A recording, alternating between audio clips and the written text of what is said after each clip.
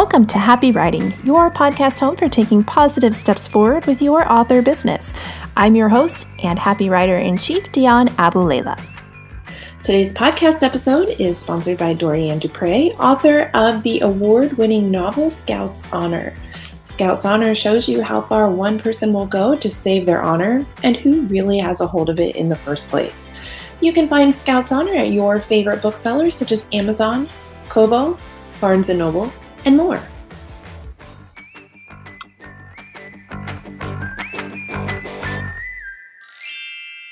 Good afternoon, happy writers. Thank you for joining us today. This is Dion Abulela, your happy writing podcast host. And today we are joined by Stephanie La Torre. Stephanie is the head of EG Management Consultant and is author of the Techie Girl book series. Stephanie works with entrepreneurs, coaches, and bloggers who are frustrated with technology, and she specifically strives to teach tech as well as make it more easy, which I know a lot of you are probably jumping in your seats about. So Stephanie is she's very regarded in the industry. Stephanie is a recipient of a 2008 NAPW Businesswoman of the Year Award. She is Google certified, and she is also a 2017 Classy Career Girl Award recipient. So let's welcome Stephanie to the show. How are you today? I'm good. How are you? Thank you so much for having me, by the way.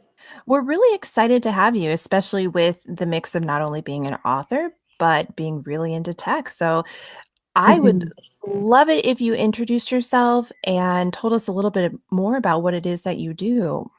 Sure.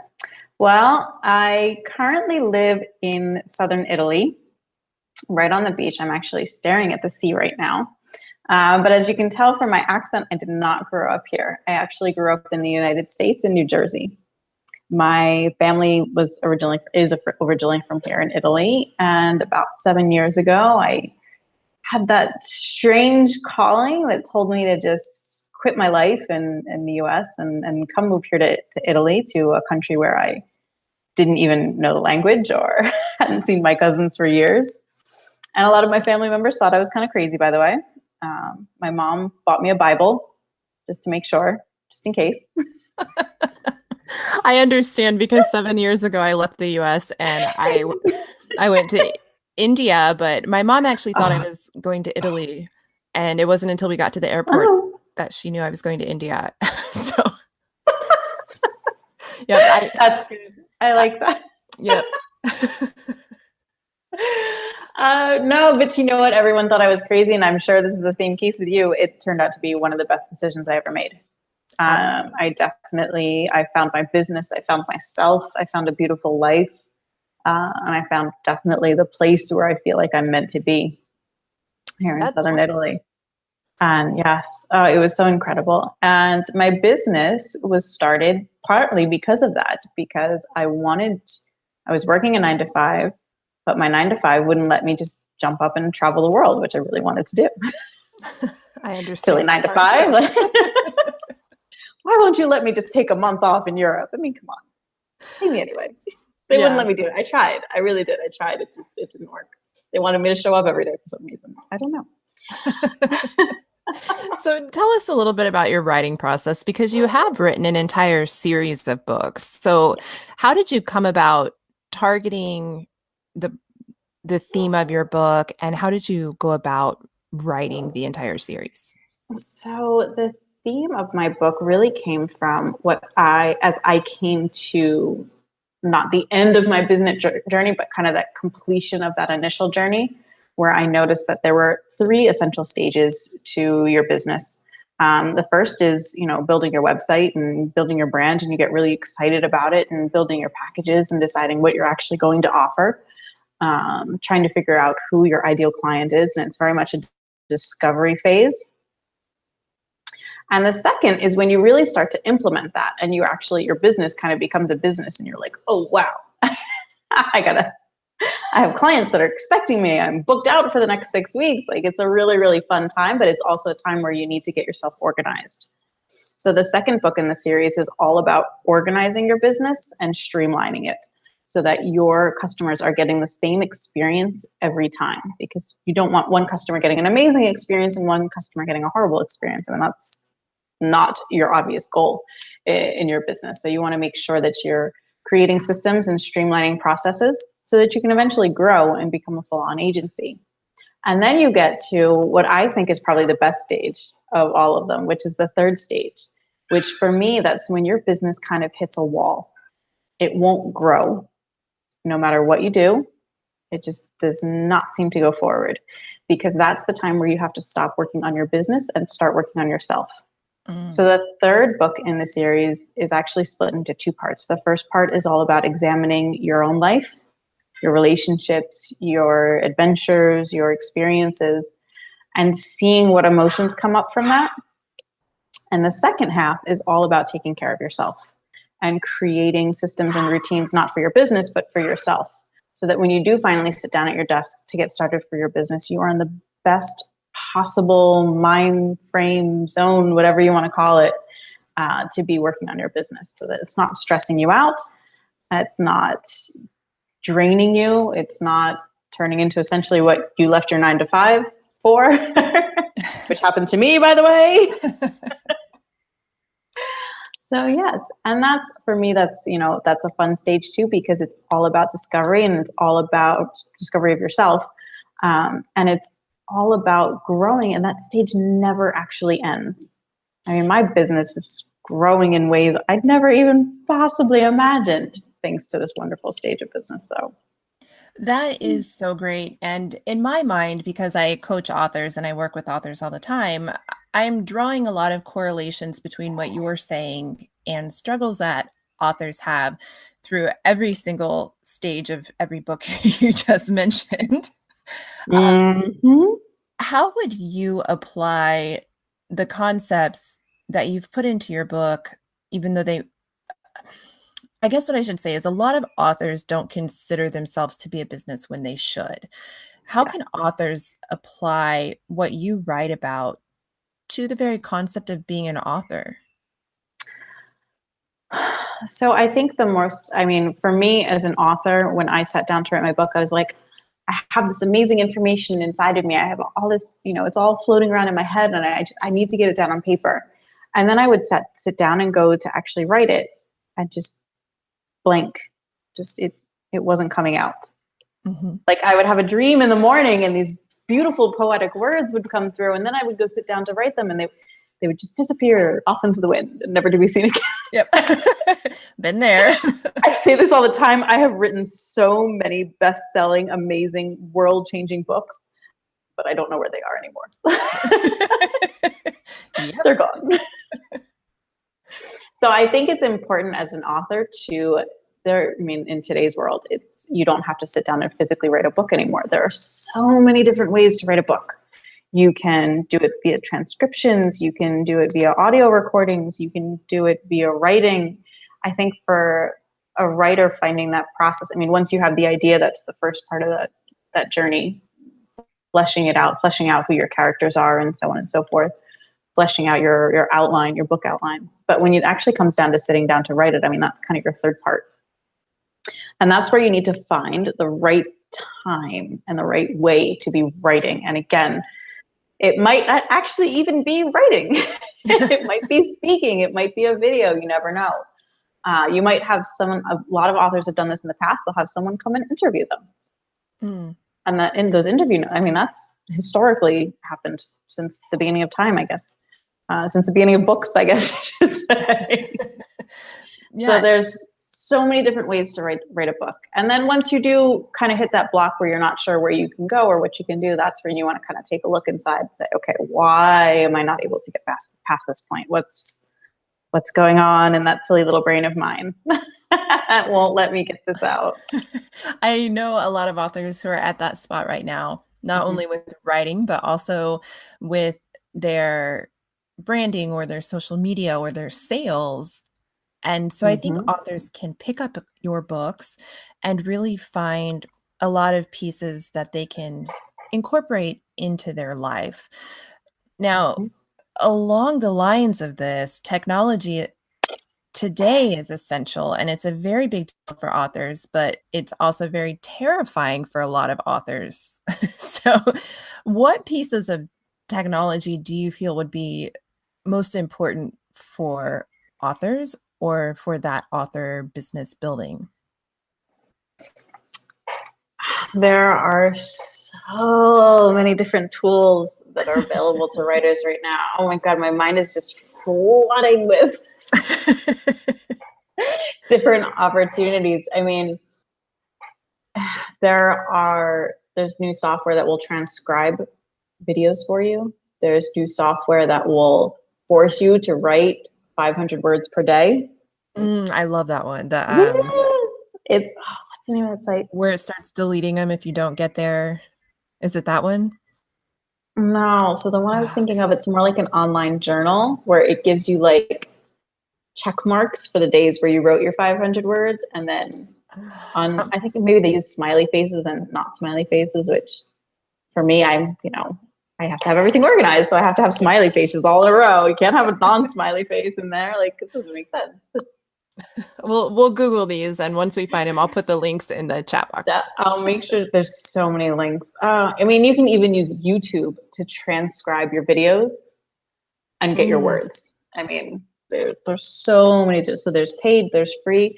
There's also software out there where you essentially write a Word document, and in 2 minutes, it turns it into this beautiful ebook that you can put out there. mhm.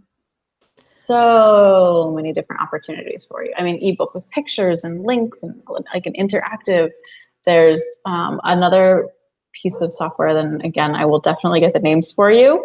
To get off my head is just swimming with things now.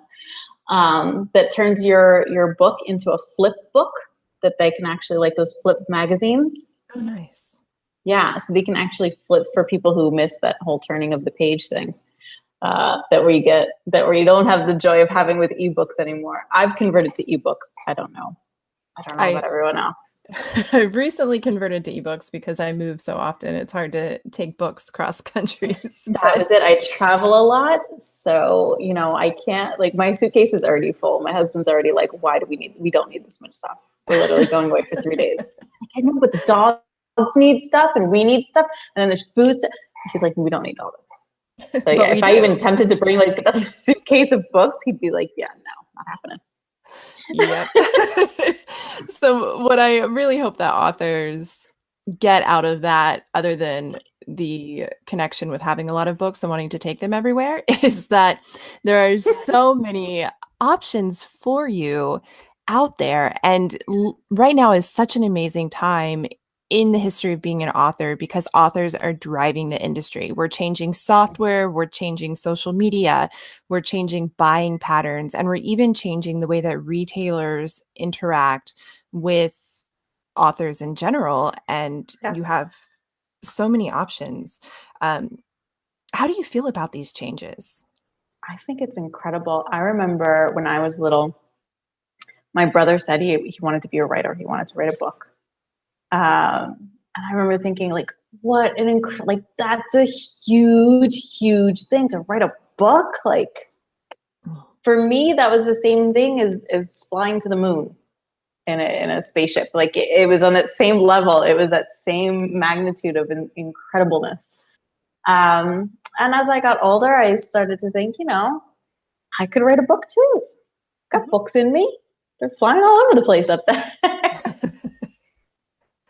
And when I actually went to sit down and write a book, it was so incredible to see the process and go through the process of becoming an actual author, and to sit there and to be able to tell people, yes, I am an author. It's an amazing opportunity that I've had. And it does make you realize, those words, they're there forever. Mhm. 100, 200 years from now, people will still be reading our books. I hope. I hope they're not doing something else. I hope they're still reading books. To future generations listening to this podcast, go get a book. Please. What If is they don't exist, go find one. I'll mail you one if you need one that bad. What advice, as a kind of like a technology and marketing coach, what Mhm. advice would you give to authors who are just terrified of trying new technology or opening themselves up to something that might be seen as non-traditional? For that, I would say to you, no one is an expert in everything, Mm, and you don't need to be an expert in everything.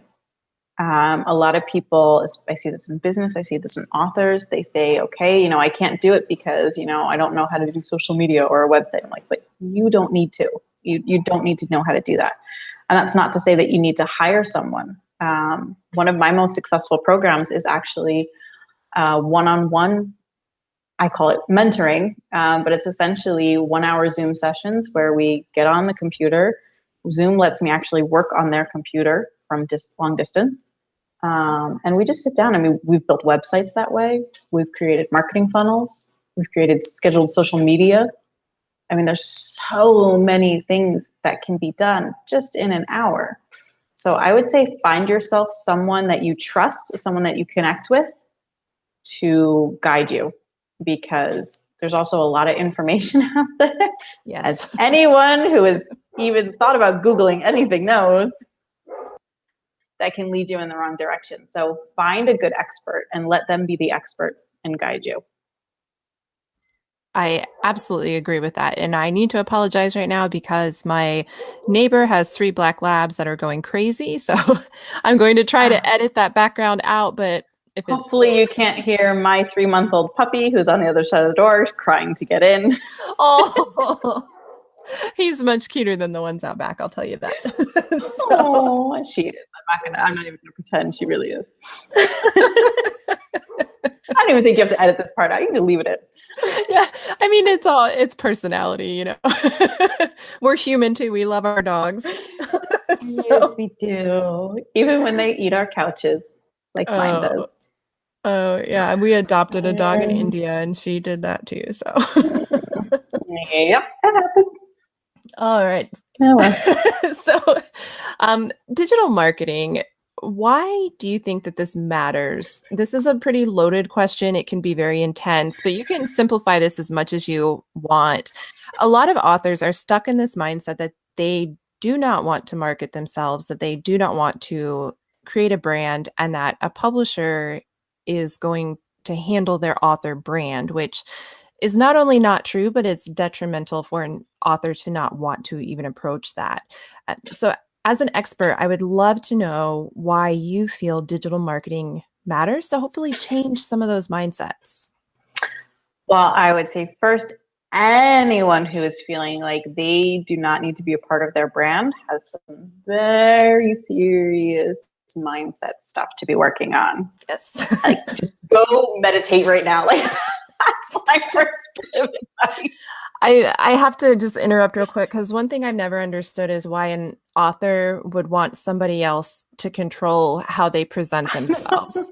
So a publisher will present your book, but your author brand is your essence. So why would you want to put that in someone else's hand where it baffles me, and I don't think some authors really understand what that means, what they think they want. Well, I think a lot of it comes down to not knowing what digital marketing is. And digital marketing, it's so much. It's your website, it's your funnel. I mean, I'm just going to use Gabby Bernstein because she's got an amazing funnel out there. I mean, her books are part of her funnel. It's all connected together. And she has built such an incredible brand based on her own name. I mean, yes, she's got some great books. I'm not going to say otherwise. I've got a couple sitting right behind me. But the way that she ties everything together, and I'm sure that she had a PR person helping her do this, but she also started out as a PR person. So she knew in the back of her mind how it all needed to be connected. And I think for any author, going out and learning and starting to understand, I'm not saying that you have to physically know how to code a website, but going out and understanding how the whole process works is going to help you understand the process for your readers. How is your reader going to find you? What state of mind is your reader going to be in when they do find you?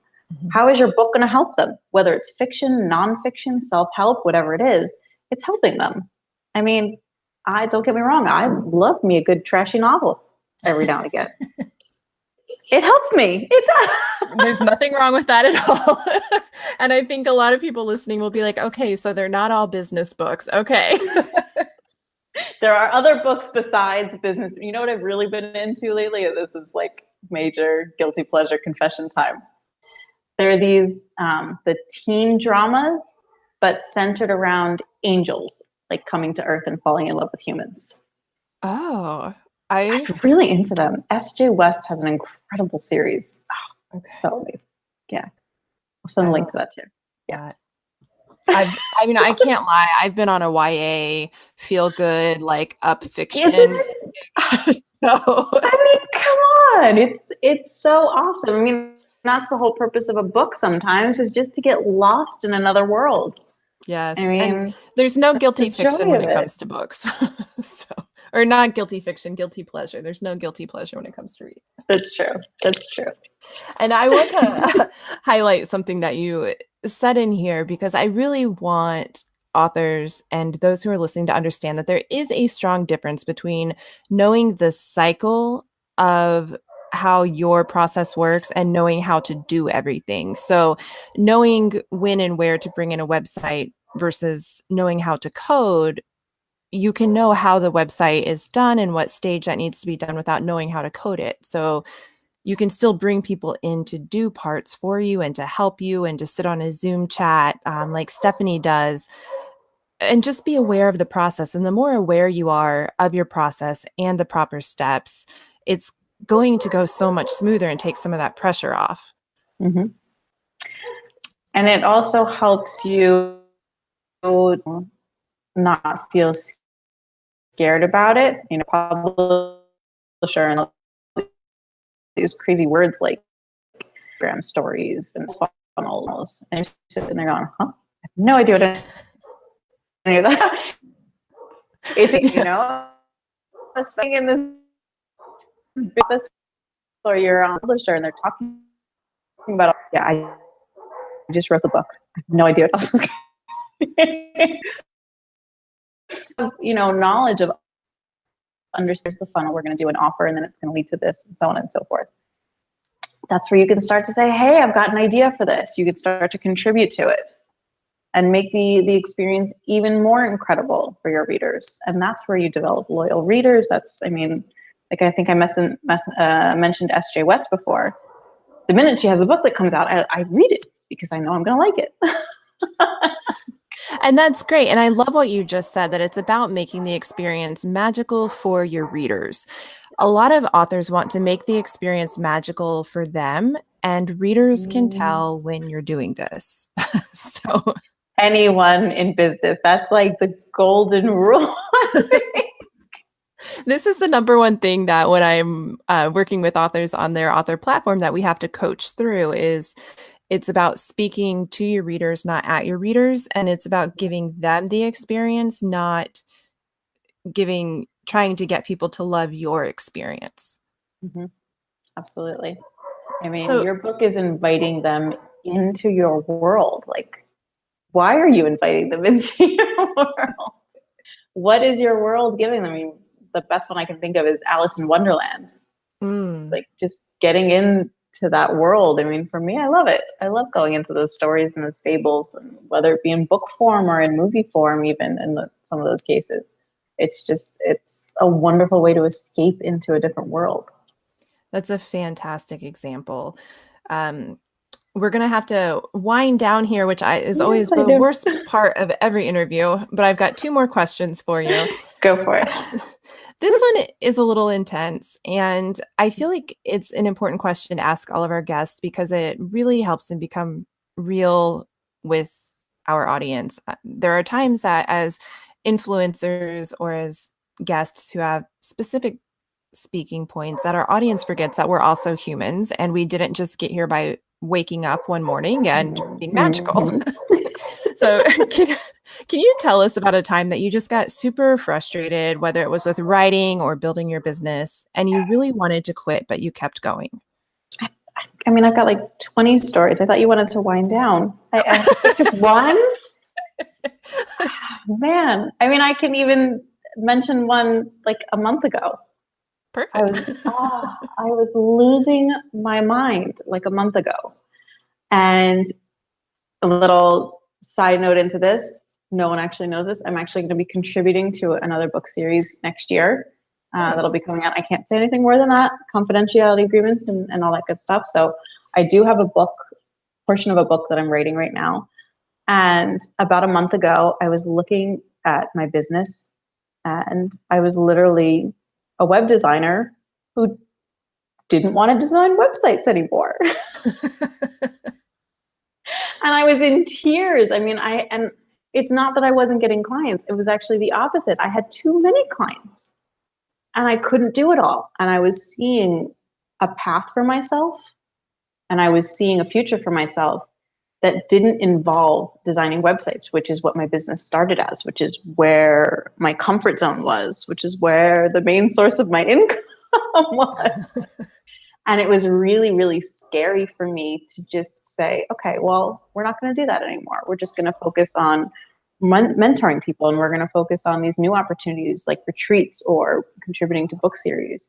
And we're going to let that be what's on our plate right now.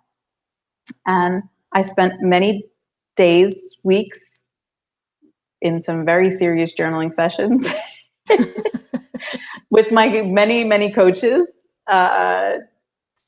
looking inside myself, trying to say, okay, what is really important to me right now? What is really supposed to be my next step? Is it time for me to really close that chapter of designing websites? And for some, this was the same situation when I quit my 9-to-5 or when I left the United States. Like, is it really, really time for me to say, we're done with this right now and move on to something new? And in this case, the answer was yes. It hasn't always been yes. Sometimes I've had this conversation with myself before, by the way. Me too. And the answer was not yes. The answer was not yes. The answer was no, we're going to keep going. Yeah. I connect with what you're saying, because earlier this year, I found myself as a publisher who didn't want to publish anymore. And exactly. I get it. I realized that I was just doing too much, and I had too much coming in, and it took away the excitement and the passion. And I have to really feed on what I'm doing. And so I took on some team members. And for me at that point, that was the answer, was to kind of step away and just focus on cover design and let somebody else come in and be the editor-in-chief and sign the books and make them look pretty. And I took that step back and started focusing more on happy writing. So I absolutely, I am there with you. Yep. 2018 is a good year for quitting whatever you're doing. No, I'm just kidding. Joke, big joke. Not saying go quit your job right now, please. Unless you feel that that's what you should be doing. So the last question is kind of two-sided. A, it's what really inspires you, and B, do you have a favorite inspirational quote that you want to share? Oh, okay. So definitely one of the things that inspires me is connecting with people. One of the things I love is, and probably one of the reasons that I still do the mentoring as opposed to anything else, is because I love to sit down with a client and put myself in their position and see what knowledge I have that can help them. So for example, I was just speaking to a client, and we were supposed to be working on her funnel. Good old funnels. We're supposed to be working on her sales funnel. And as we got into things, I could get the sense that something was missing. And we drilled down to the real point of it. And I was like, my dear, this is not, we're going to do your funnel. We're going to put it on autopilot right now. But, this is what you should be looking at for the next 3 months of your business. This is where you should be focusing your energies and putting yourself, which by the way, was not even in her business. It was in herself. Literally what we decided at that point was, put up the gone fishing for the summer sign and come back in a few months so that she can see where she's been inspired to go to.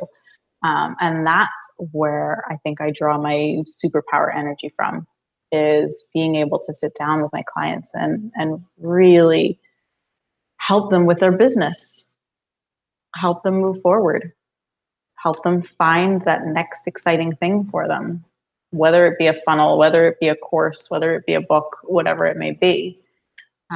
Just really, really helping them to move to that next step. And that probably leads into my favorite quote, which I don't even know who said it, but it's from Female Entrepreneur Association with Carrie Green. I love Carrie Green. She's amazing. Yeah. I love her. And it's always been one of my favorite quotes. And it is, what if you fail? Oh, my darling, but what if you fly? Yeah. Because the what if you fail, I mean, I think that 10,000 times a day. Mm-hmm. And the what if you fly part is one of the things that has always helped me to move forward, has always helped me to say, yeah, we might fail at this, but you know what? It could also be a really amazing thing. So, and it could lead us to the next really amazing thing. So let's go see where it takes us. Absolutely.